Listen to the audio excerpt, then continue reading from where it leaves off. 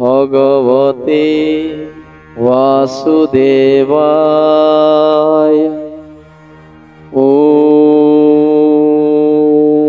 নমো ভগবতে বাসুদেবায়।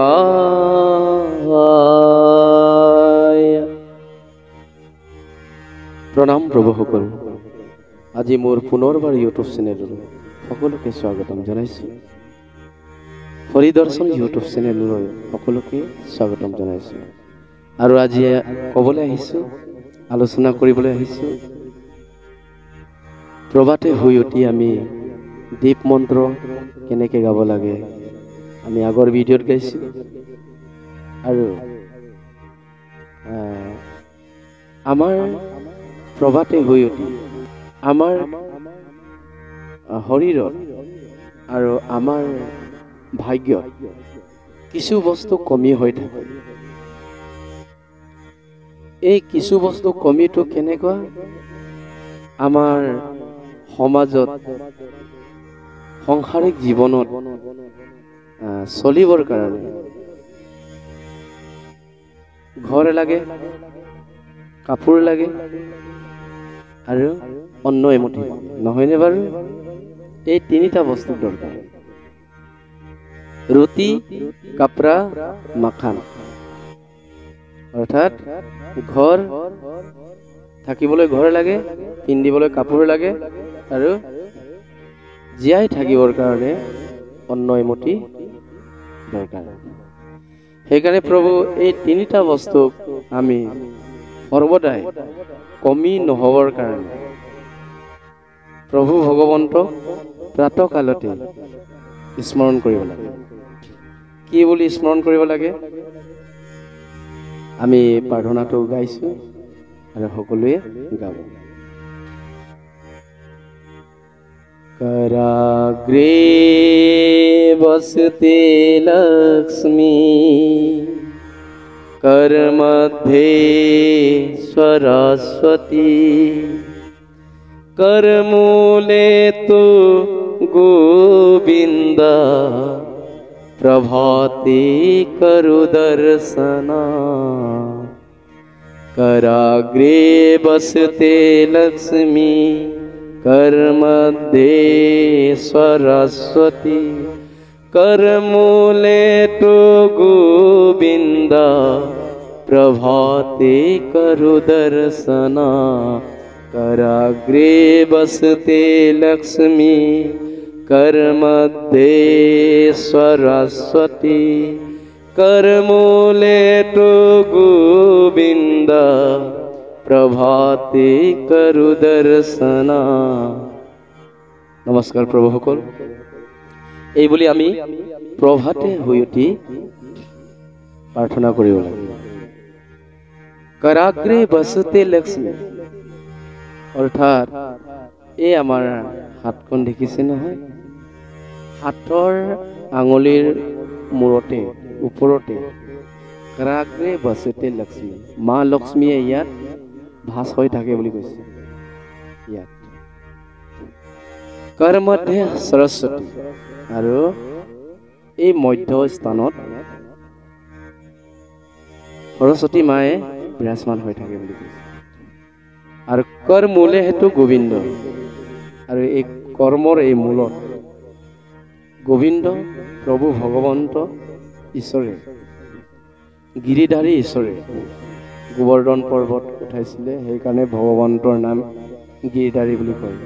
গোবিন্দ গকুলত সকলো গৰু ধেনু ঘাই গৰুক চৰাইছিলে, আৰু ঘাই গৰুকে নহয় গোটেই পৃথিৱীৰ গকুলবাসী সকলো মানুহকে গোৱাল ৰূপে ভগৱন্তই আজিলৈকে ৰক্ষা কৰি আছে, সেইকাৰণে গোবিন্দ বুলি কয়। এবাৰ যদি গোবিন্দ নাম উচ্চাৰণ কৰে সন্তকৰণে সপ্ৰেম ভগৱতীৰে, এবাৰ যদি গোবিন্দ গোবিন্দ গোবিন্দ বুলি উচ্চাৰণ কৰে, আপোনাৰ জীৱন ধন্য হৈ যাব। আমি কম সেইকাৰণে প্ৰভুসকল আমি দেখুৱাইছোঁ যে প্ৰভাতে শুই উঠি আমি কৰাগ্ৰে বসতে লক্ষ্মী, কৰ মধ্যে সৰস্বতী, কৰ মূলেতো গোবিন্দ আছে। এই তিনিজনা প্ৰভু আমি হাতত সেনেকে কৰি প্ৰভাতে হৈ উঠি স্মৰণ কৰোঁ, তেতিয়াহ'লে আপোনাৰ লক্ষ্মী কমি নহ'ব। আৰু লক্ষ্মী যদি কমি হ'লে আমাৰ কি হয়? সকলো সমস্যাত আমাৰ বাধা হ'ব পাৰে। জীয়াই থাকিবলৈ অন্ন এমুঠি লাগে, অন্নস্বৰূপ লক্ষ্মী হয়, আৰু অন্নস্বৰূপ আমাৰ টকা পইচাও হয়। আৰু কৰ মধ্যে সৰস্বতী, কৰ্মৰ মধ্যত মা সৰস্বতী আছে। সৰস্বতী যদি আমাৰ গাত যদি বিৰাজমান নহয়, সৰস্বতী যদি আমাৰ প্ৰত্যেকজন মানুহত যদি নাথাকে, তেতিয়াহ'লে আপোনাৰো কিছু সমস্যা আহিব পাৰে। কথা কেনেকে ক'ব লাগে, কেনেকে আমি থাকিব লাগে, আমাৰ আচৰণ কি হ'ব লাগে, উঠা বহা, খোৱা খোৱা, মানুহৰ লগত আমি খোজ মিলাই থকা, তাত বাধা হ'ব পাৰে। সংসাৰিক জীৱনত সৰস্বতী যদি নাই, তেনেহ'লে সংসাৰিক জীৱনত আপুনি সমাজত, এই ভক্তি সমাজত খোজ মিলাব নোৱাৰে। তাৰ কাৰণে খোজ মিলাব হ'লে মা সৰস্বতী দৰকাৰ। আকৌ কৰ মূলেতো গোবিন্দ, কৰ্মৰ সকলো মূলতে গোবিন্দ আছে। আপুনি যাগ যজ্ঞ কৰক, পূজা পাতল কৰক, যি কৰক, ভক্তি মাৰ্গ, জ্ঞান মাৰ্গ সকলো আছে। এই সকলোতে প্ৰভু ভগৱন্তই বিৰাজমান হৈ আছে। আপুনি সকাম কৰি যদি কৰ্মৰ ফল বাঞ্ছা কৰি সকাম কৰিছে, বা ফল বাঞ্ছা কৰি যজ্ঞ পূজা কৰিছে, জল দি যদি পুজিছে, জলৰূপী নাৰায়ণে আছে, গোবিন্দই আছে।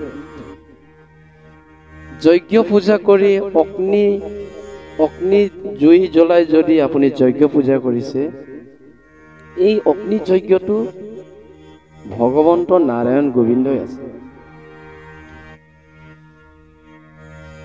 আপুনি পূজা কৰিছে, সকাম কৰিছে, এই সকাম পূজাটো ভগৱন্ত গোবিন্দ নাৰায়ণে আছে।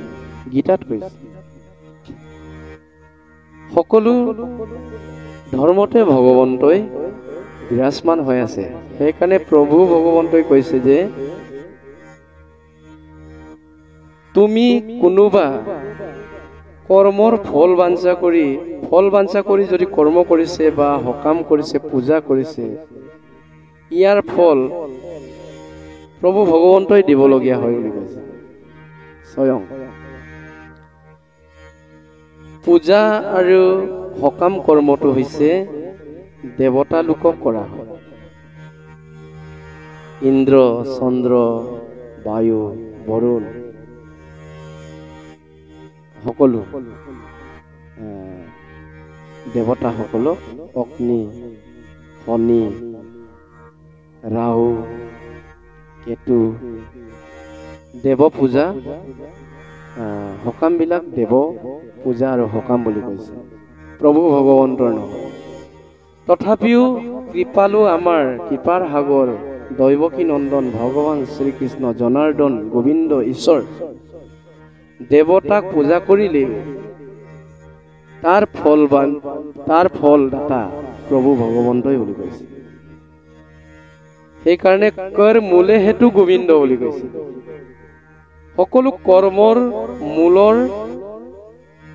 মূলটো হৈছে প্ৰভু ভগৱন্ত। সেইকাৰণে কৰ মূলে হেতু গোবিন্দ। সেইকাৰণে প্ৰভুসকল, আমি ইয়াতে ভাবিব লাগে যে সকলো আমি যি কৰ্ম কৰা নকৰা লাগে, প্ৰভু ভগৱন্ত প্ৰাতঃ কালতে আমি স্মৰণ কৰিব লাগে, আৰু সন্ধিয়া কালতো আমি ঈশ্বৰক ধন্যবাদ দিব লাগে।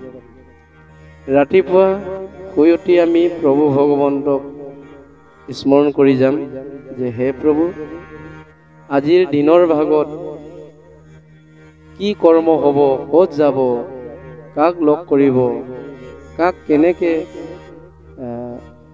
লগ পোৱা যাব, কি কৰ্ম কৰা যাব আমি নাজানো। তুমি জ্যোতি ৰূপম জনাৰ্দন হয় যদি আত্মাতে ভাস হৈ আছে, জ্বলি আছে, এই চৰণতে আপুনি বিষ্ণু চৰণপদ হৈ আছে, তেতিয়াহ'লে এই চৰণেহে জানে, চৰণেহে ক'ত লৈ যাব আমি নাজানো। এই বুলি আমি প্ৰাৰ্থনা কৰি যাওঁ। আৰু সন্ধিয়া কালত আমি ঘৰলৈ আহোঁ, নহয়নে বাৰু? হাজিৰা কৰি আহোঁ, কাম কৰি, বেপাৰ কৰি, য'ৰ পৰা যোনে যি কৰ্ম কৰক নকৰক কৰি আহিও, কিন্তু এই সময়ত প্ৰভু ভগৱন্ত কৰ মূলেতো গোবিন্দ নাৰায়ণক থেংক ইউ দিব লাগে বুলি কৈছে। অৰ্থাৎ ধন্যবাদ প্ৰভু, তোমাৰ কৃপাৰ দ্বাৰা আজি দিনটোৰ ভাগত এইখিনি পালোঁ। মোৰ বেপাৰ কৰিছিলোঁ, বেপাৰৰ লাভ এইখিনি পালোঁ। মোৰ যোগ্যতাতকৈ অধিক প্ৰভু তুমি মোক প্ৰদান কৰিলা। যি পাইছে এই বুলি প্ৰভু ভগৱন্তক সমৰ্পিত কৰিব লাগে বুলি কৈছে। আমি ভাবিব নালাগে যে মোৰ কি হ'ল, ইমানেই পালোঁ, আজি মোৰ বেপাৰ লোকচান হ'ল, 1000 টকা পাব লাগিছিলে, লোকে 1000 টকা পাইছে, মোৰ ভাগত এয়া 1000ও নহ'ল, 100তকৈ কম হ'ল, চেছ আৰু এই বুলি ভাবিব নালাগে বুলি কৈছে। কোনোবা খেতি কৰিছে, ইমান বিঘাৰ খেতি আছিলে, ইমান লাখ হ'ব লাগিছিলে, ইমান 1000 হ'ব লাগিছিলে, কিন্তু 1000তকৈ কম হ'ল, এয়া মোৰ একেবাৰে শেষ আৰু এই বুলি ভাবিব নালাগে। হে ভগৱান, যিমানখিনি পাইছে আপোনাৰ কৃপাতে পাইছে, যিমানখিনি লাভ হৈছে আপোনাৰ কৃপাতে হৈছে, মোৰ যোগ্যতাতকৈ অধিক তুমি মোক প্ৰদান কৰিলে, এই বুলি ভগৱন্তক যদি ধন্যবাদ দিব পৰা যদি ব্যক্তি হয়, তেনেকুৱা যদি ভক্ত হয়, প্ৰভু ভগৱন্তই সন্তুষ্টিৰে গ্ৰহণ কৰে বুলি কৈছে। সন্তুষ্টিৰে গ্ৰহণ কৰে। যদি তুমি প্ৰভুৰ ভক্ত হৈ অসন্তুষ্টিৰে যদি গ্ৰহণ কৰে, তেতিয়াহ'লে জীৱন্ত সমস্যাৰ পৰা মৰাৰলৈকে চকুত মাটিৰ ভিতৰৰ তললৈকে আপুনি যদি অসন্তুষ্টি হৈ থাকিব, এই বুলি ভগৱন্তই কৈছে। সন্তুষ্টি হ'ব লাগে প্ৰভু ভগৱন্তৰ ভক্ত। সন্তুষ্টি হ'লে প্ৰভু ভগৱন্তই সন্তুষ্টিৰে গ্ৰহণ কৰে আৰু তেখেতৰ আত্মাতে নিবাস কৰে। সেইকাৰণে প্ৰভুসকল, আমি অসন্তুষ্টি হ'ব নালাগে। সন্তোষম পৰম সুখম। পৰম সুখ ক'ত আছে? তুমি যদি জীৱনত যি পাইছে, যি হৈছে, যি নহৈছে, সন্তুষ্টিয়ে হ'ব নোৱাৰে, অসন্তুষ্টি যদি হৈ থাকে, তেনেহ'লে তোমাৰ সুখ ক'ৰ পৰা আহিব বুলি কৈছে। সুখ তেনেকে নাহে। তুমি যি বস্তু পাইছে, যি কৰি আছে, ইমানতে যদি সন্তুষ্টি হোৱা, তেতিয়াহ'লে তাতে পৰম সুখ বুলি কৈছে। সেইটোকে কৈছে যে প্ৰভু ভগৱন্তই, উদ্ধৱে ভগৱন্তক সুধিছিলে, হে ভগৱান, সুখ কি? সুখ সুখ বুলিয়া, সুখ সুখ বুলি মানুহ বুলিয়া সুখৰ নেদেখে মোক, সুখ সুখ বুলি পায় দুখৰ উপৰি দুখ। সুখৰ সন্ধান বিচাৰি যাওঁতে যাওঁতে দুখহে পালে, সুখ ক'তো নাপালে। এতিয়া সুখ কি?